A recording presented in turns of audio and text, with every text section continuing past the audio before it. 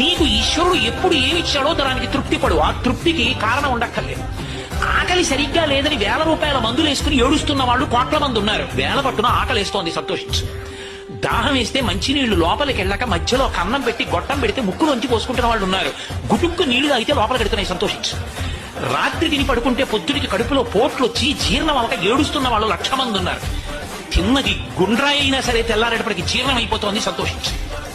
పడుకుంటే నిద్ర పట్టక చారుడు మాత్రలు వేసుకు పడుకుంటున్న వాళ్ళు ఉన్నారు. తలగడా మీద చెయ్యట్టుకుని ఇలా పడుకుంటే నిద్ర పడుతుంది.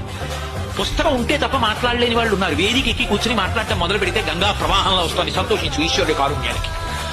కొంతమంది కూర్చోలేని వాళ్ళు ఉన్నారు, కూర్చుంటున్నావు. నడవలేని వాళ్ళు ఉన్నారు, నడుస్తున్నావు. చూడలేని వాళ్ళు ఉన్నారు, చూస్తున్నావు. వినలేని వాళ్ళు ఉన్నారు, వింటున్నావు. ఈశ్వరుడు నీకు ఇచ్చిన దానికి ప్రతి క్షణం తృప్తితో ఓలలాడిపోవాలి. ఎన్ని మాటలు కృతజ్ఞత చెప్తావు. అది మానేసి ఎప్పుడు ఏదో పోయిందాన్ని తలుచుకుని ఏడవడం కాదు, వచ్చేదాన్ని ఊహించుకుని అలా జరిగితే బాగుండని కలువమలు ఎగరేయడం కాదు. ఇప్పుడు ఇక్కడ నీకు ఈశ్వరుడు వర్తమానంలో ఏమిచ్చాడో దానితో తృప్తిగా ఉండడం అలవాటైతే వాణ్ణి మించిన భాగ్యవంతుడు లేడు. అదే ధర్మం.